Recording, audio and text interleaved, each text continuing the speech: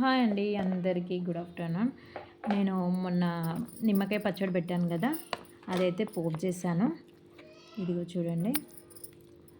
ఇంకా ఇప్పుడు ఈ నిమ్మకాయ పచ్చడి ఈ వింటర్లో పెట్టుకుంటే సమ్మర్లో మంచి తినొచ్చండి. బాడీ అంతా కూల్ చేస్తుంది. ఇంకా ఈరోజు పోపు చేశాను. సేమ్ మన మామిడికాయ పచ్చడి లెక్కనే పోపు చేయడము.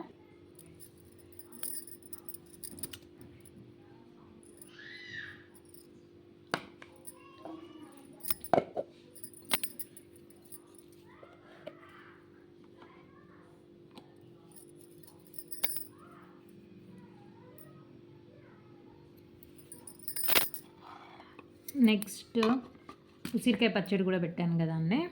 పెట్టాను, టేస్ట్ మాత్రం తీయలేదు. ఇదిగోండి ఉసిరికాయ పచ్చడి.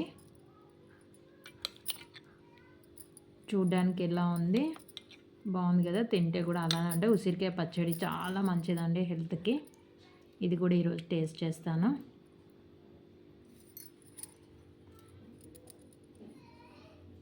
ఇంకొక పచ్చడి వచ్చేసి చింతకాయ పచ్చడి అండి. తొక్కతోటి పచ్చడి పెట్టాను. మాకు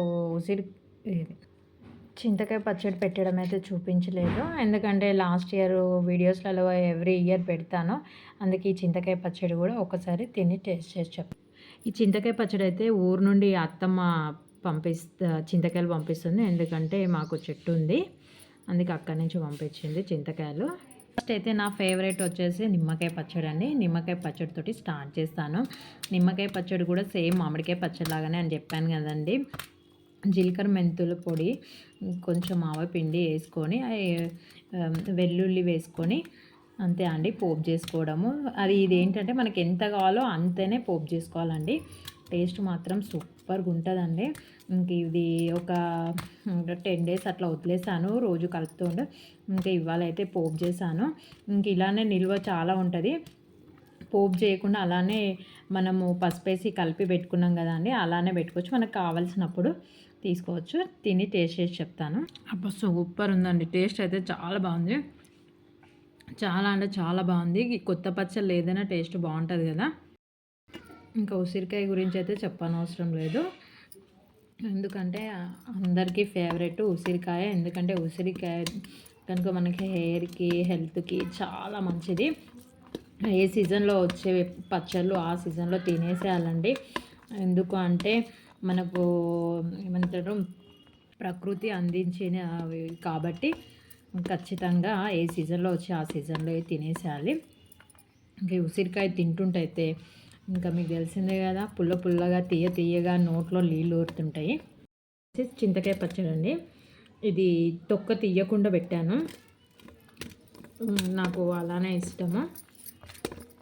ఎంత బాగుంటుందో చిన్నపిల్లలకి కూడా, అంటే ఒక 18 months 2 years పిల్లలకి, కొంచెం వాళ్ళకు అన్నం తినాలనుకునే వాళ్ళకు ఇలా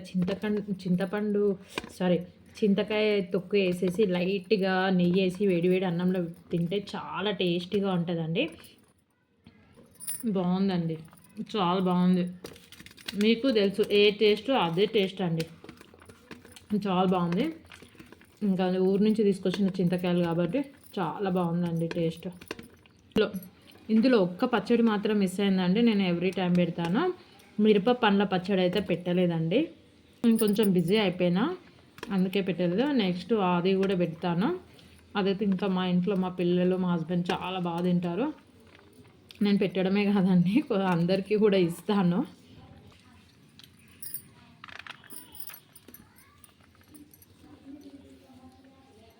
పిక్కలు అయితే పచ్చళ్ళు చాలా బాగుంటాయండి. కొంచెం పెట్టుకోవాలండి, టేస్ట్ బాగుంటుంది.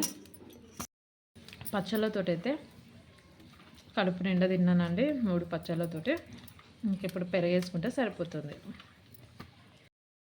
ఇప్పుడైతే కొంచెం పెరుగుతో తినేస్తాం.